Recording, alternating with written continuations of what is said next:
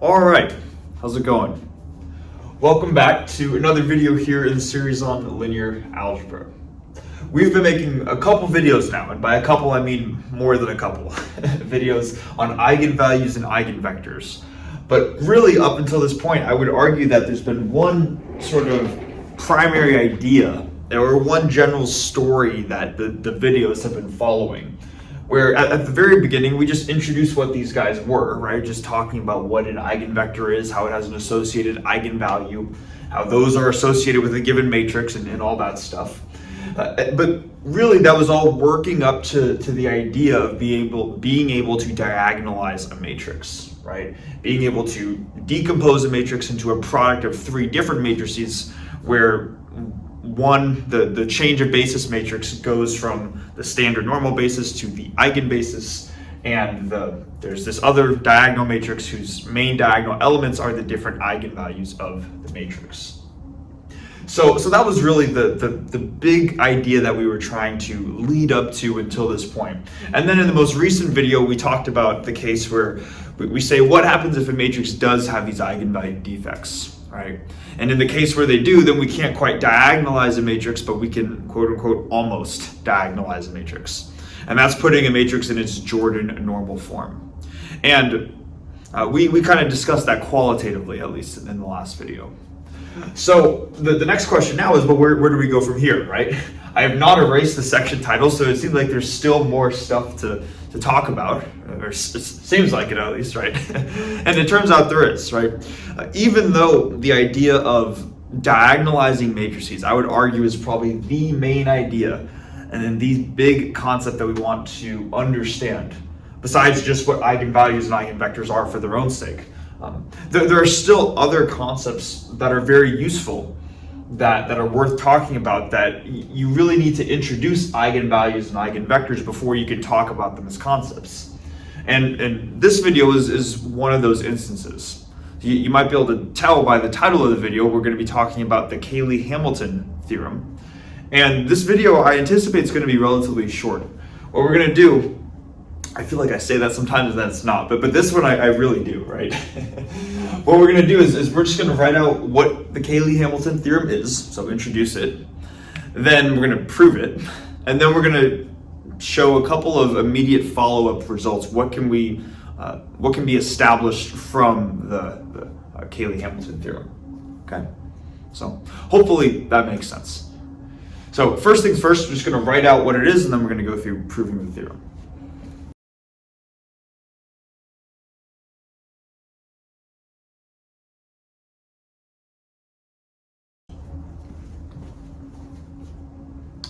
Okay, so we have the Cayley-Hamilton theorem right here. Let's go through it together. So it says here that every n by n complex matrix will satisfy its own characteristic equation. All right, and that is simply the theorem. Now, admittedly, the proof for this theorem may seem initially a bit confusing just because we're not used to seeing, at least in this video series, we're not used to seeing the characteristic polynomial written in the context that it is. So what I'd like to do, I think, to start off is to almost just go through just a 2x2 example of what the characteristic equation is. And even though that might seem like a bit of a review, I think that will be helpful when we go through the actual part of the proof. So let's say that I have some 2x2 matrix A with elements A, B, C, D.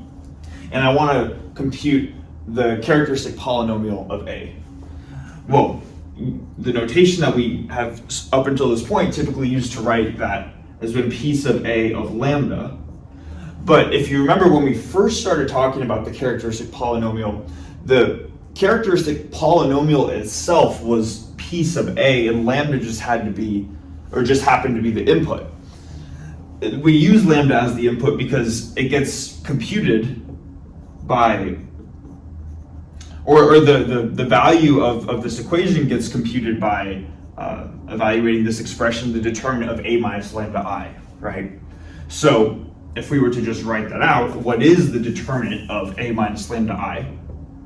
We're going to have vertical bars for the determinant, and then we're going to have A minus lambda and d minus lambda along the main diagonal, and then b and c on the off diagonal. And then you just compute the determinant, you're going to get a minus lambda, d minus lambda minus bc, like this. And then if you simplify this out, you're going to get lambda squared plus, or I should say minus, the quantity a plus d lambda plus the quantity ad minus bc, like this. So in this 2 by 2 case, the characteristic polynomial part is having a value of 1 for the quadratic coefficient, negative a plus d for the linear coefficient, and then ad minus bc for the constant in the polynomial. And lambda just acts as the input itself, but we could have, we could put anything in here that we want, right? And it doesn't necessarily need to be the value lambda. Now, the reason why I'm saying all this is because in order to understand what this theorem is even stating, what it's actually stating is that if a complex matrix is going to satisfy its own characteristic equation, what that means is that if you have a characteristic equation of a matrix, P sub A, and then rather than inputting lambda as your input variable, you put the matrix A itself as the input variable, you're going to get 0. Okay. So that is what the Cayley-Hamilton theorem is saying. So basically, in this case, if we were to replace lambda here with the uppercase matrix A, we replace it here and here, then we would end up getting 0. Okay. So kind of an interesting idea here, right? It's going to be true for every n by n complex matrix. So this is very general what we're doing here. Okay. So hopefully what I just wrote out makes sense. So I should mention too, before we actually start with the proof, like with the last video, we are going to, for the most part, limit ourselves to the diagonalizable case, and we'll save non-diagonalizable matrices, or I should say proving this theorem for non-diagonalizable matrices in the second linear algebra video series. Because after all, this theorem is true for every complex matrix, diagonalizable or not, but for this first one, we're just going to restrict it to the diagonalizable case, right? So let's actually go through proving it now, right? So let's say I have some complex matrix A, and we're going to assume it's diagonalizable, so it can be written in this form like this, where P is the change of basis matrix going from our standard basis to the eigenbasis, and then D is the diagonal matrix whose elements are the eigenvalues. So this is if you isolate for A, and if you were to isolate for D, you would just get P inverse AP, right? So just basically taking this and isolate for D. Now, what we can do to both sides of this equation right here is we can apply the characteristic polynomial operator to both sides of this equation. And here's what I mean. We could write out P sub D of the left-hand side, and that should equal P sub D of the right-hand side, P inverse AP, like this. Okay. Now, if you remember in the 2 by 2 example, we had P sub A of lambda equaled, let me even just write it out over here. P sub A of lambda equaled lambda squared minus A plus D lambda plus AD minus BC, right? The point of what I want to get across is that notice that this characteristic polynomial is dependent on the coefficients of the matrix A. Because the matrix A had elements, little a, little b, little c, little d, and you can imagine that if we were to change the elements of this matrix A, we would get a different characteristic polynomial. And hence why we have the matrix as a subscript to the characteristic polynomial. There is a characteristic polynomial for every associated matrix. And I emphasize that because that's going to be important in this proof here. So what we are doing is we are calculating the characteristic polynomial of the diagonal matrix D and applying that operator to both sides of the equation. Okay. Now, what's important to note here again is that when we compute the characteristic polynomial, all this thing is basically, it's going to write out some general polynomial. And maybe let me just write it like this to prove my point.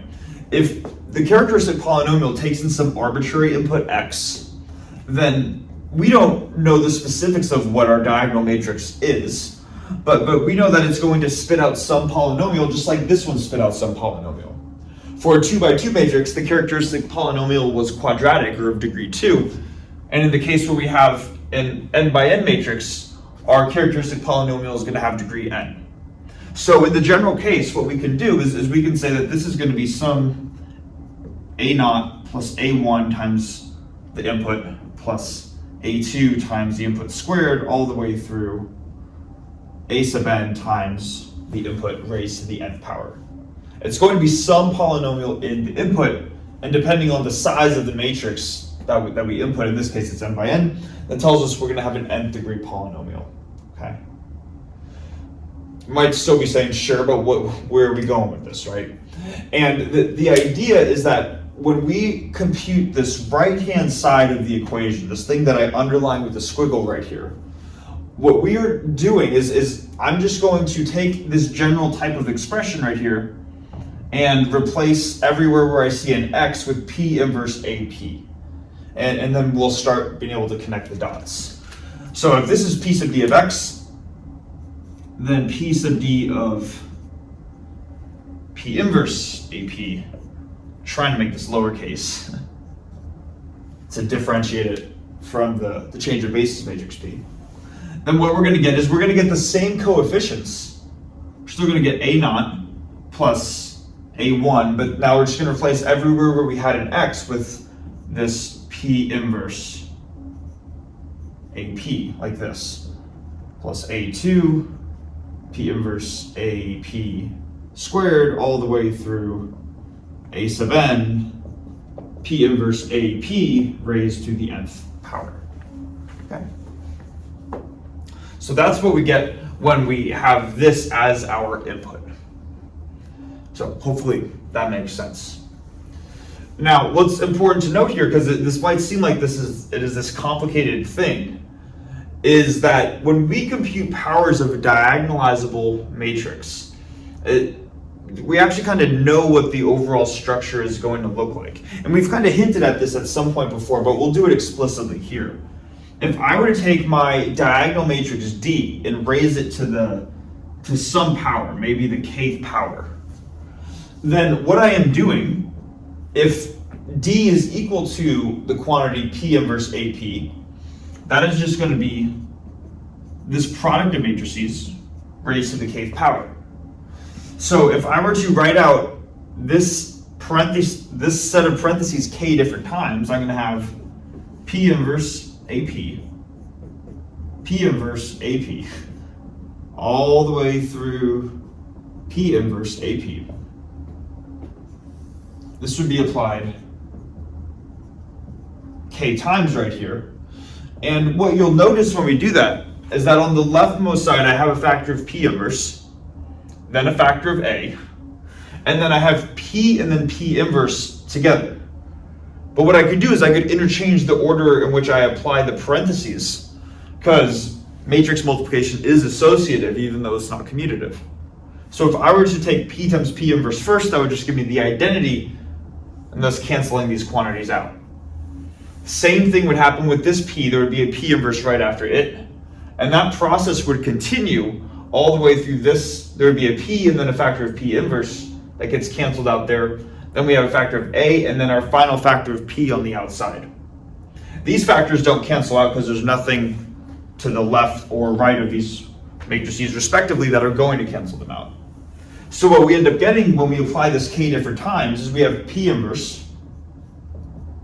We still have all of our factors of A. Everything that I'm canceling out is just the change of basis matrix P and its inverse. But the A matrices are still staying there. And if we apply this k different times, there are k different factors of the A matrix. So this should be P inverse A to the k. And then I'd have my rightmost matrix P that looks like this. And the reason why that's important, and we're still going to start connecting dots here, is that when I have this equation right here, the characteristic polynomial of the D matrix, where P inverse AP is the input, all I'm doing is I'm taking powers of P inverse AP. But we just saw that if I raise D to the kth power, or if I raise this product of matrices to the kth power, really all I'm doing is raising the A matrix to the kth power. So that allows us to rewrite this line that we have right here, and I'm going to do that down here.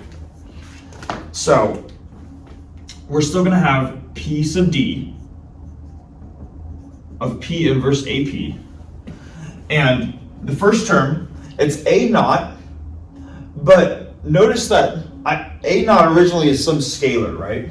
And then when I add A naught to this term, this is a matrix, because a scalar times a product of matrices is a matrix, plus a matrix, plus a matrix, plus every subsequent term is a matrix.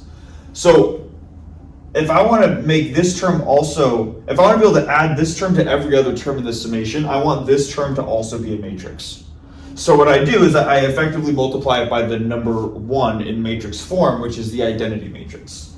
So my first term becomes A naught times the identity, plus second term, which becomes A1 P inverse AP. I'll try to make that a little cleaner. It's K times P inverse AP, plus this term, which is A2, and then rather than writing P inverse AP quantity squared, I'm just going to write P inverse A squared P, like that. And then this is going to continue all the way through the nth term, A sub n, P inverse A sub A to the nth power times P, like this. Okay. So hopefully we see what's going on there. Just going from this line to this line, all we're doing is applying this general process for when we apply powers of P inverse AP. Now, one final thing that I'm going to do, which will be just a convenient rewriting of this first term right here, I wanted to specify that we have the identity matrix here, because we can write the identity as P inverse times P, right? Anything times inverse gives us the identity. So instead of having the identity, this is equivalent to write P inverse P like this. And now this is important. It's important that I wrote that first term this way, because if we look at every term in the summation that we have right here for P sub D of P inverse AP, every term has a factor of P inverse on the left. And notice you have P inverse, P inverse, P inverse, P inverse. That is the leftmost matrix in every single term. So what I could do is I could pull that out to the front. And you might be saying, well, what about the scalars, right? Because we're used to pulling scalars out to the front. But if you can pull a scalar out to the front, you can move it to the end of the term too. Scalars can just move anywhere within an equation. It's the matrices whose order you have to care about. So I'm disregarding scalars for that fact. They're very flexible in where you put them. And I'm emphasizing that we have P inverse right here, and then I have a factor of P on the right. It's the rightmost matrix in every single term. So maybe I'll put a factor of P on the very right. And then everything in the middle kind of just gets sandwiched. So I'm factoring out P inverse on the left, P on the right, and what I'm left over with is A naught plus A1A plus A2 A squared plus dot dot dot all the way through A sub n A to the n, like this. And then we ask ourselves, what is this term in brackets right here? Well, this is simply going to be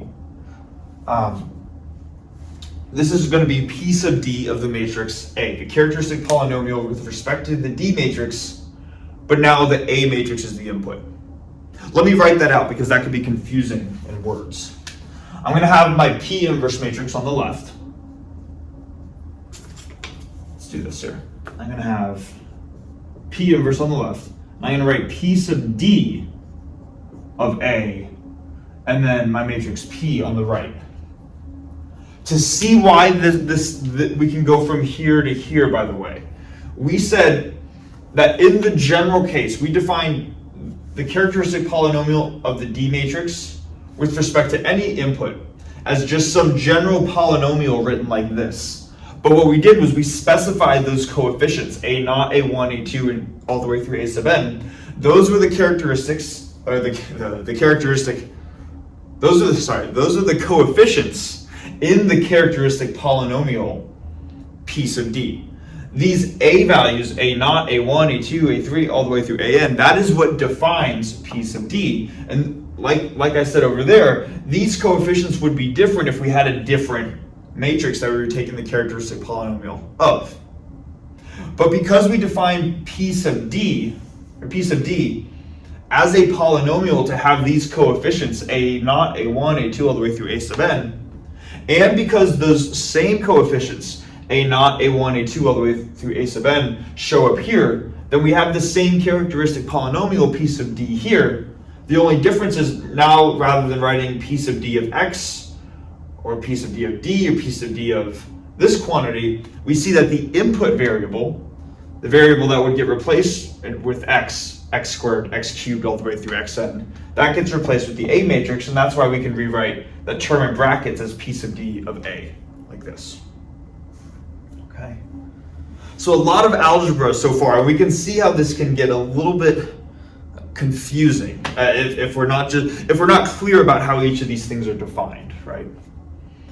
So what I'm going to do now, we're about out of room. I want to make sure that we can see everything right here, and there's not too many more steps. This is the majority of the proof, but I'm going to erase the board, probably write out that we started with this quantity right here, the characteristic polynomial of the D matrix with respect to itself, P sub D of D, and eventually we ended up getting to show that it equals this quantity. I'll write out that equation, erase everything else, and then we'll finish out the proof next.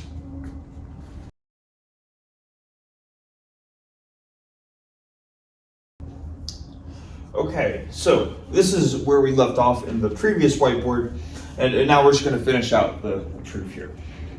So the first thing that we're going to do is we're going to rely back on this fact that we proved a couple of videos ago, where if you remember when we were talking about similar matrices, we said that similar matrices had the same determinant, the same trace, and the same characteristic polynomial.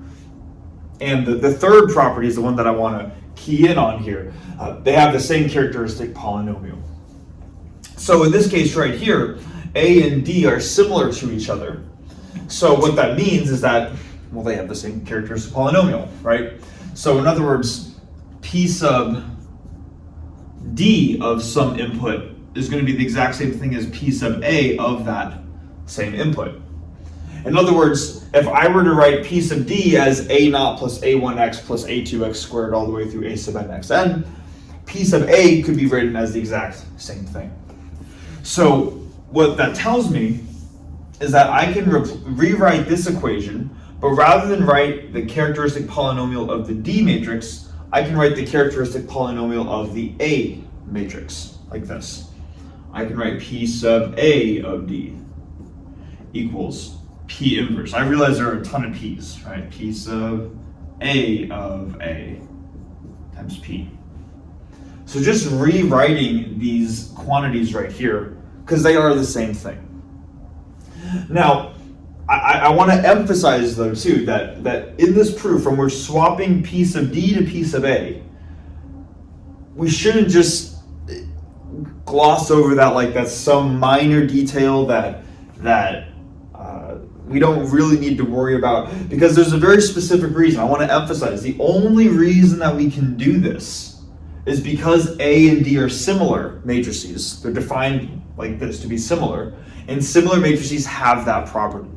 But you could not do this with any two arbitrary matrices. You need to have a condition like this in order to be able to go from here to here. And this is why or partially at least, why the diagonalizable case of this is so convenient. Okay. So, regardless of this is the next step that we can make here. Now, if we already wrote out P sub D as that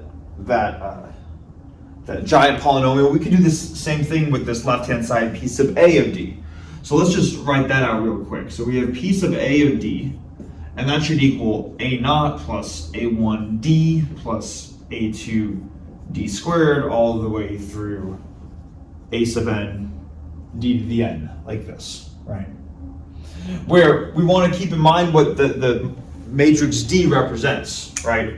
If D was defined like this, and we said that A was diagonalizable, and this is how we diagonalized it, then D is a diagonal matrix whose elements along the main diagonal are the eigenvalues, the n different eigenvalues of the matrix A. So maybe let's write that out, because that's going to be important for the remainder of the proof. That D is this diagonal matrix with along the main diagonal it's going to have lambda 1, lambda 2, all the way through lambda sub n with zeros everywhere else. Okay. So that's going to be important because there are convenient properties for how to take powers of a diagonalizable matrix. And we want to know how to take powers of a diagonalizable, or sorry, there's a way to represent taking powers of a diagonal matrix, D, like this. And we want to know how to take powers of a diagonal matrix because that's what we are doing here when computing p sub a of d. We are taking d squared, d cubed, d to the whatever, all the way up through d to the n. And just in the general case, if we were to raise the diagonal matrix to the kth power, all that's really doing is raising the main diagonal elements to the kth power. If that's unclear or that's not obvious why, maybe just go through a 2 by 2 case to convince yourself that it's true. Maybe just take a 2 by 2 matrix, A0, 0b, and square it. So then you have A0, 0b, A0, 0b, and then write out what its product is going to equal. The top left element is going to be a times a plus 0 times 0, or a squared. Top right is going to be a times 0 plus 0 times b. Bottom right or bottom left is 0 times a plus b times 0. And then bottom right is 0 times 0 plus b times b squared. Hopefully you can see how this would generalize if you were taking more powers or if you increase the size of the matrix. But this is the general trend, I should say this is the general trend for taking powers of a diagonal matrix. Now, if you take my word for that, and hopefully you do, right? Then let's think for a second about what that represents in this overall equation. So we have A naught, or really I should say we have A naught times the identity, right? So we have a matrix plus a matrix plus a matrix. But we have A naught I plus A1D plus A2D squared. And if we were to write this out as actual matrices, not just writing the symbols for the matrix, but writing out like this grid itself, we would have A naught times the identity, which 1, 1, dot, dot, dot, 1 with zeros everywhere else, plus A1, and then we're going to have lambda 1, lambda 2, dot, dot, dot, through lambda sub n with zeros everywhere else. And then you could go all the way up through this final term, a sub n, d to the n, so we're going to have lambda 1 to the n, lambda 2 to the n, dot, dot, dot, lambda n to the n, with zeros everywhere else, like this. Right, so just replacing what the matrix D is everywhere there would be a D in this equation. And if you were to add up every single element of this, maybe let's just look at the top left element of the matrix, the upper leftmost element. A naught times, we'd have A naught times 1, or A naught, plus A1 lambda 1, plus what would be A2 lambda 1 squared, plus A3 lambda 1 cubed, all the way through A sub n lambda 1 to the n.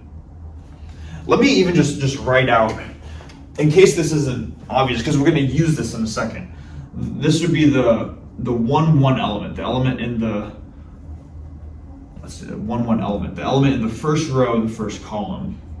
If I were to write that out as a polynomial, I would have A naught plus A1 lambda 1 plus A2 lambda 1 squared plus dot, dot, dot, all the way through A sub n lambda 1 to the n. Right. Hopefully we see that if we were to just take the top element of this equation right here. And also, hopefully we see how this immediately generalizes. If we were to take any element along the main diagonal, so the ith element, or we're taking the ith row and the ith column, we're just going to replace that with the ith eigenvalue rather than the first one. But we're still going to have a0 plus a1 plus a2 all the way through a sub n. So what I'm trying to get across is that what this summation can really represent here is that each element of the matrix in the summation is represented by seemingly a very convenient polynomial, and it happens to be the same characteristic polynomial p sub a. Notice these are the same coefficients, a0, a1, a2, that are in p sub d, that are in the same polynomial p sub a. So the main punchline that I'm trying to work up to is that this matrix, or this characteristic polynomial p sub a of d right here, I can write that as a diagonal matrix, because p sub a of d is a sum of diagonal matrices. And I'm not sure if we've used this notation here before, but sometimes we'll write diag and then a set of parentheses and then a comma separated list, and the elements of that list are the main diagonal elements. So in the case of this 2x2 matrix A0, 0b, this could also be represented by a diagonal matrix with A and B on the main diagonal. So I'm just going to use that notation right here because I'm running out of room. But for the first element on the main diagonal, that would be P sub A of lambda 1. Because it is this polynomial where the input variable is lambda 1, like what we showed. Then the second element along the main diagonal would just be P sub A of lambda 2. And hopefully you see the pattern, right? Then this would continue for each element along the main diagonal up until the nth element, where we're going to have P sub A of lambda n. So P sub A of d is this diagonal matrix where these are the elements of the main diagonal. Okay. Hopefully that makes sense. And now we are basically done, but we just have to explain why we are done. So when we computed, all these things are for characteristic polynomials, right? But there is also a characteristic equation which was simply setting the characteristic polynomial to 0. After all, if this was the characteristic polynomial, the characteristic equation was when we would set this to 0. The determinant of a minus lambda I equals 0. And then in doing that, the eigenvalues would simply be the roots of the characteristic equation. I should almost repeat that because of how important it is. The eigenvalues, the lambda values, are the roots to the equation of this polynomial goes to 0. What we have right here is that we have a characteristic polynomial where the eigenvalue is the input. Each of the n different eigenvalues that the matrix has is the input to this characteristic equation P sub A. But if the eigenvalues are the roots, then the eigenvalues are those same values that set P sub A it forces P sub A to go to 0.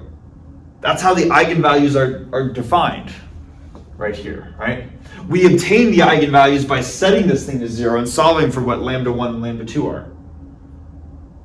It's almost like it's just in reverse though now, right? It's like when you plug in the value that makes it go to 0, you know this is going to be 0, this is going to be 0, this is going to be 0. They're all going to be 0 because we're plugging in each of the eigenvalues into this equation. I don't know if I'm over-explaining this or not, but what I'm going to do now is I'm going to say that this thing is actually just the 0 matrix. 0 on the main diagonal and 0s everywhere else. The matrix full of zeros. All the main diagonal elements go to 0. And what I just said was the reason why. That I hope makes sense. Okay. So we're doing a lot of stuff here, right? But what we've ultimately determined is that when the characteristic polynomial p sub a of d is calculated, if D is a diagonal matrix whose elements are the eigenvalues of A, then this quantity right here becomes a zero matrix, or goes to zero. So then what we can do is we can say, well, let's just plug that back in to our original equation, which was P sub A of D equals P inverse P sub A of A times P. So now what we have is P sub A of D is this zero matrix right here. Let's plug that into our left-hand side of this equation. And then we still have the same right-hand side of P inverse P sub A of A times P. Now, we know that P and P inverse, the columns of this matrix are the eigenvectors, right? That's what allows us to go from the standard basis to the eigenbasis. And eigenvectors, by definition, have to be non-zero. So these matrices, P and P inverse, are filled with non-zero vectors. So these terms can't go to zero. So the only way that the overall product can go to zero is if this quantity itself is the zero matrix. And hence, P sub A of A gives us the zero matrix, which is what the Cayley-Hamilton theorem wants to show in the first place. Should probably be writing the zero matrix here, but yeah, every n by n complex matrix satisfies its own characteristic equation. All right. Hopefully that makes sense. Maybe if the wording is confusing, I could see how the wording could be confusing here at the end. What does it mean to satisfy your own characteristic equation? The characteristic equation is when you take the characteristic polynomial and set it to zero, like what we were saying up there. Normally it's P sub A of lambda equals zero. That is the characteristic equation. What we're saying is when we replace lambda with A, this equation is also true. Except you'd have a zero matrix as opposed to a zero scalar. But anyways, that would be the proof. Hopefully that makes sense. Now, assuming that does, to finish out the video, we're going to just show a couple of immediate results that can be established once we have this Cayley-Hamilton theorem. So I'm going to erase all the board, maybe except for the theorem itself, and then we'll go through those to finish out the video.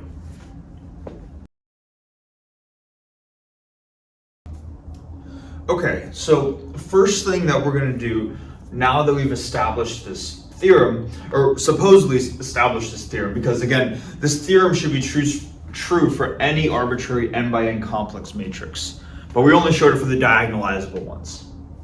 In the last video, though, we talked about videos which are not diagonalizable and how we could still put them in Jordan normal form, and we fully classified those for the 2x2 case at least, right? Where we said that any matrix was either similar to a diagonal matrix, or that if the matrix was not similar to a diagonal matrix that was 2x2, then it had to be similar to this 2x2 matrix right here.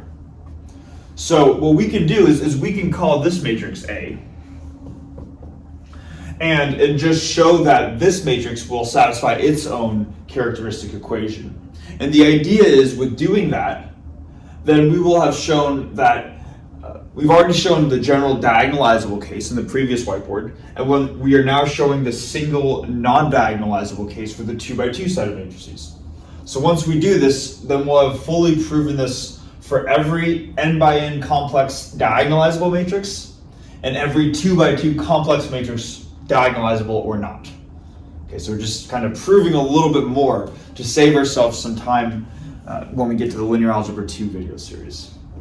Okay, so this is our matrix A, and I think what we did in the last video, if I remember correctly, is in order to not confuse the actual numerical value of the eigenvalue with just the generic eigenvalue symbol, is I'm going to replace this with mu,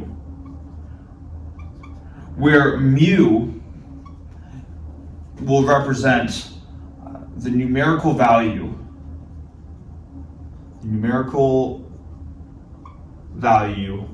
of the single unique eigenvalue of A. This is a lot of writing. eigenvalue of A, right? So A is going to have only one eigenvalue. If that eigenvalue is 2, then mu is 2. If it's -7, then mu is -7. But whatever that single eigenvalue, whatever the numerical value is, we're going to call that mu. Now, if we want to look at the characteristic equation of A, what we would do is we would set up p sub A, and usually you set it up by writing p sub A of lambda, which is setting the determinant of A minus lambda I to be 0. Now we're not setting lambda to be mu because lambda just is a symbol to denote a general eigenvalue. Any eigenvalue, whether it's unique or not, just the eigenvalue of the matrix. Whereas mu represents the actual numerical value. Once we've calculated what lambda is, then we set lambda to be mu. But you could set up this equation without knowing any of the values of the without knowing any of the numerical values for the eigenvalues, right? Hopefully that makes sense. I'm trying to explain why we are not setting, why we have lambda here and why we have mu here and how they are different. Use this equation to find out what mu is, basically. Okay, so let's just do this then. Let's compute the determinant of this matrix right here, of A minus lambda I. And set it to 0.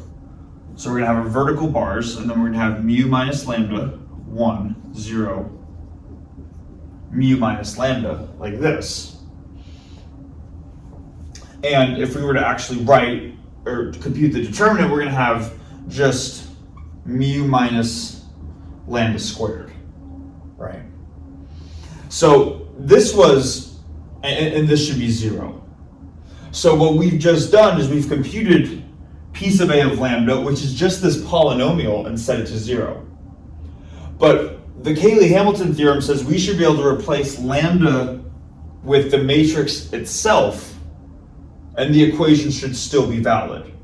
So what we are really going to be doing now, and what we would like to show, is that rather than having the mu minus lambda quantity squared be 0, we're going to have mu times the identity, mu times 1, minus, instead of lambda, we're going to have A itself. Square that and see that we get the 2 by 2 0 matrix. That is what we are actually going to be trying to show here. So let's just go about doing that, right? Mu times I is just having mu on the main diagonal, minus A, which is mu 1, 0, mu. Square that. I'll close that bracket.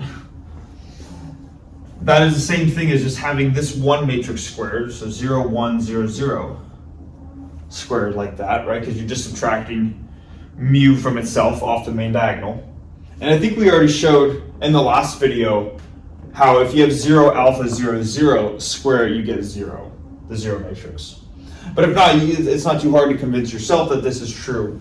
And that would thus prove the Cayley-Hamilton theorem is true for any 2 by 2 complex matrix, diagonalizable or not. Okay. So hopefully that makes sense. We're not going to do any more with the non-diagonalizable matrices for larger values of n, though. Now, to finish off the video, because we're about out of room here, I'm going to probably split the board into 2 different parts and to show 2 immediate follow-up results that can be established from this theorem. Okay, so as much as I was thinking about splitting the whiteboard into 2 different halves, I think there's nothing wrong with just erasing and then making a new whiteboard if we're going to talk about 2 real quick follow-up results. And I'd prefer to not get things crowded the more I'm thinking about it. So we're going to split this into 2 parts, but the first thing that is really cool that you can use the Cayley-Hamilton theorem for is that it provides another way of computing the inverse of a matrix. I mean, assuming that you can, assuming that the matrix is invertible, only using positive powers of the matrix itself. And here's what I mean. We know already that this theorem tells us that p sub A of A equals 0. So we have p sub A of A. and it should equal the zero matrix, right? And what we could do is we could say, let's write this out in its polynomial form. So it's a naught, there's gonna be a lot of a's, okay? A naught times I plus a1 times a plus a2 a squared all the way through a sub n a to the n, like this. And again, this should equal the zero matrix. I'm just gonna write the number zero, but this symbolizes the zero matrix. And what we could do now is we could take a factor of A inverse and multiply both sides of the equation by A inverse and see what we get. So let's actually just do this. A inverse, and we apply that to the entire equation. And when we do that, A inverse is going to get distributed into every term on the left-hand side here. So we're going to have A naught, A inverse, plus A1, A times A inverse, or just I, plus A2 times A squared A inverse, which is just A. I should have used different coefficients, but I don't want to change it up now, right? But hopefully we're not getting too confused here. All the way through A sub n, the coefficient, A sub n times the matrix A to the n minus 1. That's the left-hand side of the equation. And then on the right-hand side of the equation, we have A inverse times zero matrix, which is still just a zero matrix. And then all you have to do is you just have to solve for the A inverse coefficient. And when you do that, this is what you're going to get. So you're going to have, let's just do this algebraically, actually. So we're going to have A naught, A inverse equals, we're going to subtract everything else to the right-hand side, right? Let me stand over here. We're solving for this guy, A inverse. Do that, I'm going to take every other term, subtract it to the other side. When we do that, we get negative A, let's bring the negative out front. We're going to get negative A1I plus A2A plus dot dot dot plus A sub n A to the n minus 1, like that. And then we just divide the coefficient A naught over to the other side, and then we get this cool little expression for computing the inverse that we haven't had before, negative 1 over A naught times A1I plus A2A plus dot dot dot, all the way through A sub n A to the n minus 1. Okay? So, new formula for computing the inverse of a matrix. Involves just powers of A itself, A squared, A cubed, all the way through A to the n minus 1. And this is partially why diagonalizing matrix, having A be a diagonalizable matrix is so nice, and why knowing about diagonalizing matrices is important. Because if you have these powers of A, then you can recompute A powers of A as P times, you can recompute A to the n minus 1 as P times D to the n minus 1 P inverse, right? So all this stuff connects to itself. So that would be the first thing, and then the second thing we're going to look at, I'm going to erase the board first, but we're going to look at something that, admittedly, once you do it enough, you take for granted, but I'm like, oh yeah, this is definitely not obvious or not trivial if we haven't seen this before. So what we're going to do is we're going to take the exponential of a matrix, which is this weird idea, right? Because normally we think of taking the exponential of a number, but we're going to take the exponential of a matrix and to finish off the video. Okay, now to finish out the video, we're going to look at taking the exponential of a matrix. And admittedly, taking the exponential of a matrix is not necessarily the most related thing to the Cayley-Hamilton theorem, although I think at least the connection that Dexter's trying to make, and whether the connection I'm going to make, regardless of what he was trying to make, is that when you look at the Cayley-Hamilton theorem and you talk about the characteristic equation, usually you think of it in the context of P sub A of lambda equals 0, where lambda is a scalar. But the Cayley-Hamilton theorem really emphasizes the fact that this equation, or really this left-hand side, just produces a polynomial of any input variable. It doesn't have to be a scalar lambda. What we've seen is that you could also have a matrix as the input. This represents just some general input. And what I'd like to think that the connection that they're trying to make, and the one that I want to make, is that this idea of just having a function or an operator P sub A produce a polynomial of any general input, that is not specific to the characteristic polynomial. And another instance of that is the exponential function.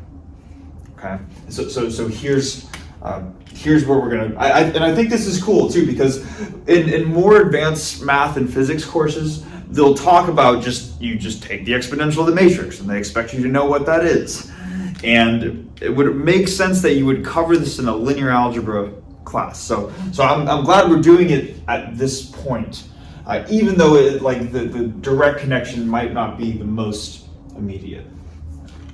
So typically when we think of the exponential function, at least when we first learn about it, and you're plotting x versus e of x, what you're doing is you have some curve that's going to look something like this, right? Where it's like it gets closer and closer to 0 as x goes to negative infinity, but it never quite gets there. And the limit where x approaches negative infinity, then e to the x approaches 0, right? Then at the 0 point, you have the value of 1, and then it just seems to exponentially increase as you get to positive values of x. And we think of the exponential function as this function that just seems to just go up and up and up. And that is like how you quantify it in pre-calculus or whenever you learn about this thing, right? But once you get to Calc 2, or whenever you learn about these things called Taylor series, then you learn that there is a way of rewriting the exponential function as an infinite sum, right? Where you say, oh, actually, Taylor series have taught us that e to the x can be represented as a sum going from n equals 0 to infinity of 1 over n factorial x to the n, right? So we learn about this stuff in Calc 2, and then at least that's what they call it here in the United States. And I remember when I was learning about this in Calc 2, I was like, all right, why am I doing this, right? Like what's the point? And especially I'm asking myself this, like, what's the point of writing out these Taylor series if we're gonna end the class as soon as we're done talking about Taylor series? Like for us, we got to Taylor series and we're like, okay, that's Calc 2, that's it.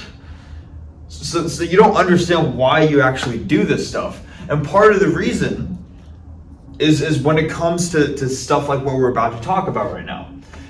The idea of being able to rewrite an exponential function in terms of a polynomial is what allows us to take the exponential function of things other than scalars.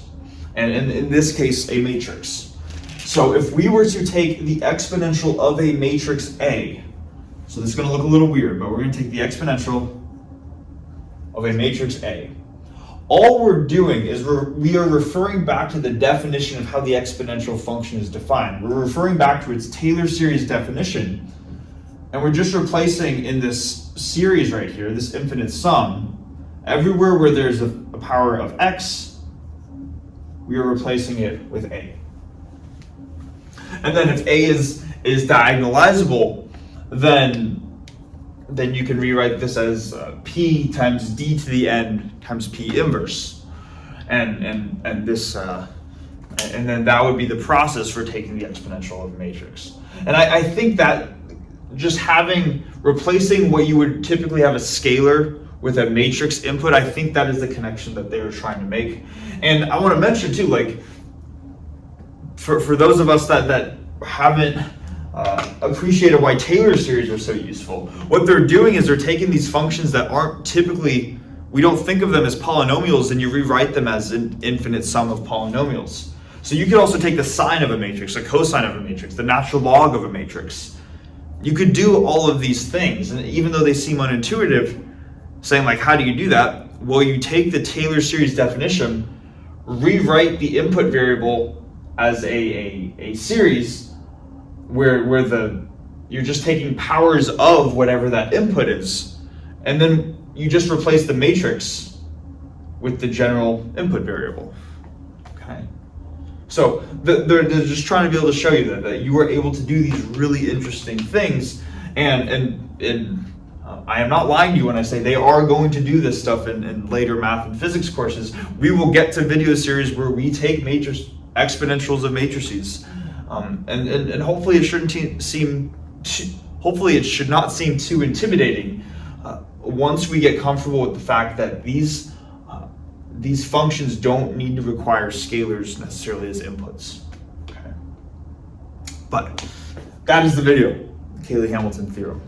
I have a feeling it went longer than I thought it was. It always seems to do that, but yeah, I'll stop it here. So thanks so much for watching, and I will see you guys in the next one.